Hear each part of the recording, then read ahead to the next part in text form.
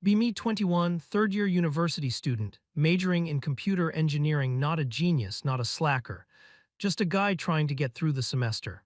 My life is a carefully balanced Jenga tower of classes, a part-time IT help desk job, and trying to have some semblance of a social life. Everything is manageable except for one thing. The Jenga block at the very bottom, painted blood red and labeled Calculus III. This class is my personal Vietnam. Multivariable calculus, triple integrals, vector fields. It's like trying to read a wizard's spellbook written in Klingon. My professor, Dr. Albright, is a man who probably dreams in theorems. Super smart, but explains things with the kind of abstract elegance that only makes sense if you already understand it. Midterms came and went. I got a 48%. The class average was a 65%. I was officially on track to fail a required course. Panic sets in, real cold, I'm going to have to sell a kidney to pay for another semester panic.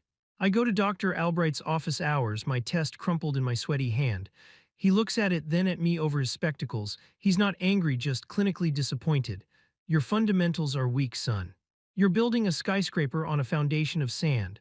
Thanks, Confucius. I recommend a tutor, he says, scribbling a name and number on a sticky note. She's one of our best graduate students, top of her class. She'll sort you out. The name is Chloe Evans. So I call the number, a woman picks up, her voice is efficient, not rude but not warm, like an automated message that just gained sentience. Hello, this is Chloe. I stumble through my intro, mention Dr. Albright, and explain my dire situation. I see, my rate is $40 an hour. I'm available Tuesdays and Thursdays from 5 to 7 p.m. at the Science Library. We can start this Thursday. No, oh, that's tough. No, don't worry, we'll get you there. Just facts. I agree, my wallet weeps, but my GPA is on life support. This is a non-negotiable medical expense. Thursday comes. I find her in a quiet corner of the library's third floor. She looks to be in her mid-20s, maybe 25. She has dark hair tied back in a severe ponytail, glasses, and is wearing a plain gray sweater. She looks exactly like you'd expect a math grad student to look. The only thing missing is a pocket protector. You're a non, she asks without looking up from her textbook. Yeah, hi, sit, show me your midterm. Oof, straight to business. I hand it over, she scans it, her expression unreadable. She just makes a quiet sound that could mean anything from this is fixable to have you considered a career in the arts. The first session is brutal. She's incredibly smart. She doesn't just know the material, she understands its soul. But her teaching style is like a drill sergeant's. No, that's not it. Look at the theorem again. What is it telling you? You're skipping steps. That's why your answer is nonsensical. Think anon, don't just guess. I leave that first session feeling like my brain has been scrubbed with steel wool. I'm learning, yeah, but I also feel like the dumbest man alive. She's not mean, just intensely serious. No small talk, no jokes, all math. This goes on for 2 weeks. I show up, she drills me, I leave with a headache and a slightly better understanding of partial derivatives. The silence between problems is so awkward. It's just the sound of my pencil scratching and her pen tapping impatiently.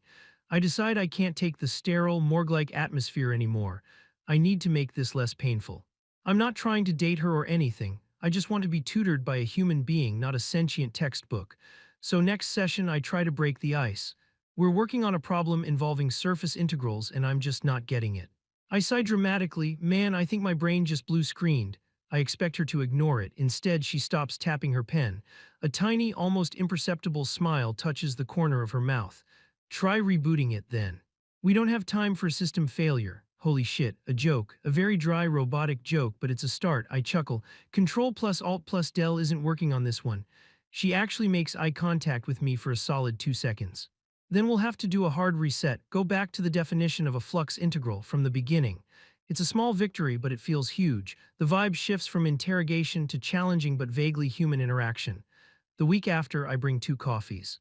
Brought you one, I say, sliding it across the table. Figured you might need the fuel to deal with my dumb questions. I'm just trying to be nice. It's a basic gesture of appreciation. She looks at the cup, then at me. She seems genuinely surprised. Oh, you didn't have to do that. I know, it's just a coffee. Thank you, she says, and this time it's a real, proper smile, not a big one, but it's there. It completely changes her face. She actually looks pretty. That session is different. She's a little more patient. She explains things twice without me having to ask. When I finally solve a really tough problem on my own, she says, nice, see. You're not a lost cause. From her, that's high praise. This becomes our new normal. I make a stupid joke. She responds with a dry one-liner. I bring coffee. She seems to relax a little. We start talking about non-math stuff in the first 2 minutes of the session. I find out she's from a small town. She's researching something called algebraic topology, which sounds like eldritch magic, and she has a cat named Laplace. Of course she does. I tell her about my crappy IT job, my senior design project, my roommate Mark who eats my food. It's nice. The tutoring sessions are still hard, but they're not something I dread anymore.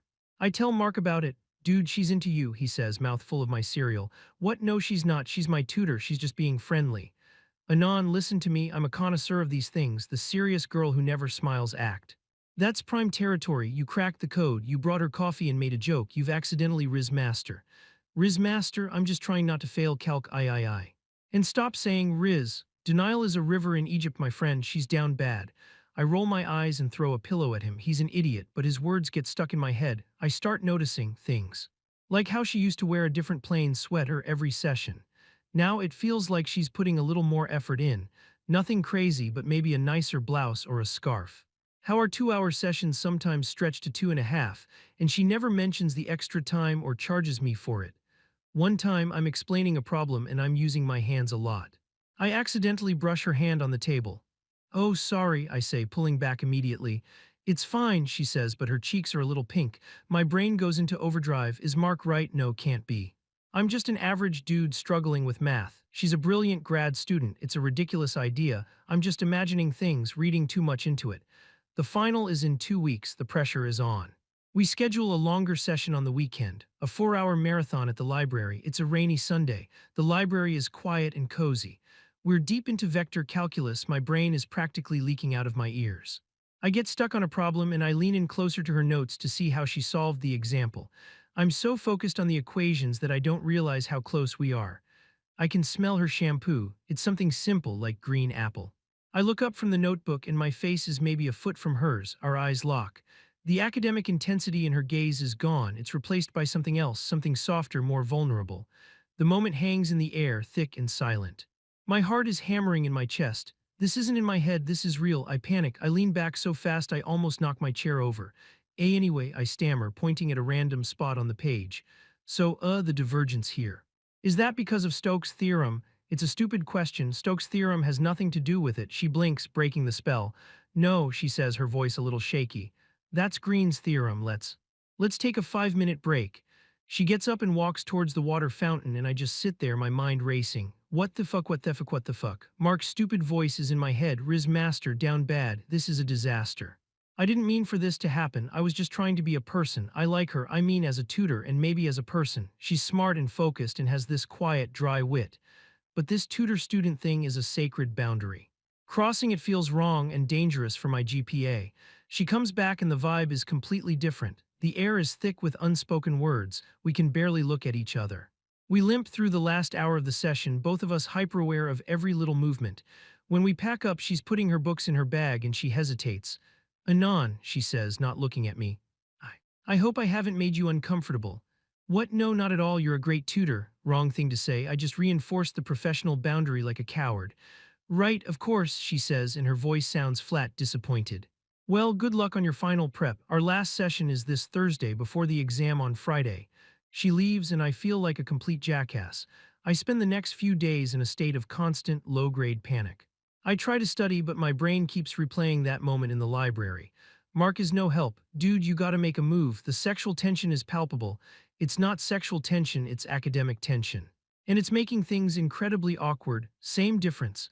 Thursday arrives, the final session. I show up with coffee like always, routine normalcy. Please let this be normal. She's already there looking tired. Hey, I say. Hi, I slide the coffee over. She gives me a weak smile. Thanks. We try to review. We go over practice exams, but the focus isn't there. The silence between problems is back, but now it's not empty. It's full of everything we're not saying. We have about 30 minutes left. She puts her pen down. We're not getting anything done, are we? I guess not, I admit, my stomach twisting into a knot. She takes her glasses off and rubs her eyes. It's the most unguarded I've ever seen her. I'm sorry about the other day, she says quietly. I think I misread things. It was unprofessional of me. Here it is, the out. The chance to reset everything back to normal. Just agree, say it's fine and walk away, get my grade and move on. But when I look at her, she just looks sad. And I realize I don't want to reset. Something has happened over these past couple of months. I came here for a grade, but I ended up finding a person I genuinely enjoy talking to. My mouth decides to work faster than my brain. You didn't misread anything, I say. Her eyes snap to mine. I mean, I flounder, trying to explain. I wasn't trying to, riz you or whatever. A small, confused frown. Riz me. It's a stupid slang word. I wasn't trying to hit on you. I was just trying to make our sessions less like a visit to the dentist. I was terrified of you at first. A genuine laugh escapes her. A real, actual laugh. It's a nice sound. You were terrified of me? Absolutely. You were like a mass terminator, but then I got to know you, and I like getting to know you. I take a deep breath. Here we go. And the other day in the library, I panicked. Because you're my tutor and I'm your student and there's a line there, and I was confused because I think I was starting to feel things too.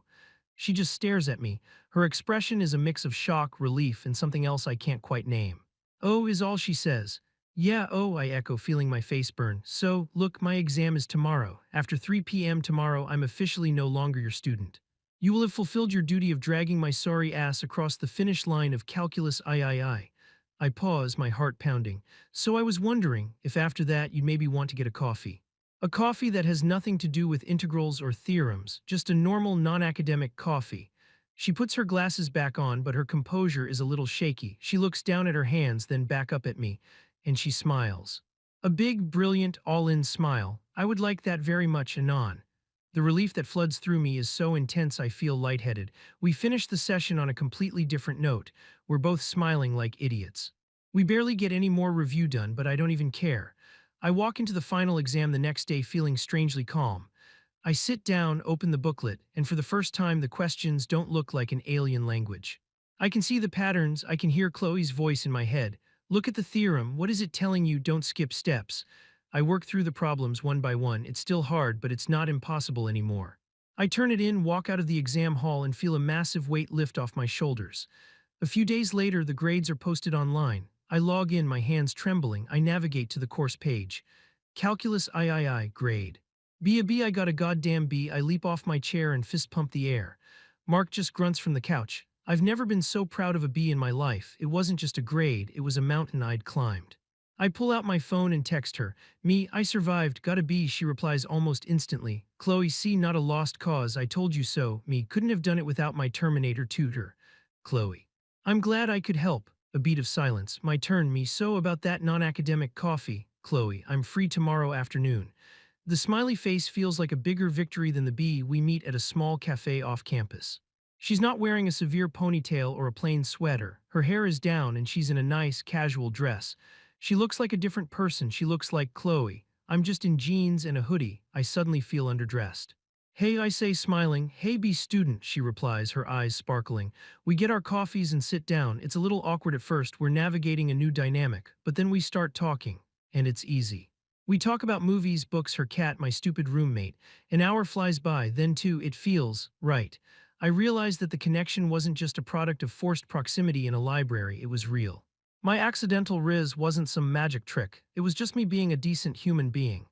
It was showing appreciation, cracking a dumb joke, and being genuine. And she wasn't a serious girl who got cracked. She was just a person focused and a little guarded who appreciated someone taking the time to see past her academic shell. As we're leaving, she pauses at the door. You know, she says, for what it's worth, you have very nice handwriting. It was always very easy to grade your practice sheets. I laugh. After all that, my best quality is my penmanship. It's a good place to start, she says with a smile. And as we walk out into the afternoon sun, I know that's exactly what this is. A starting place.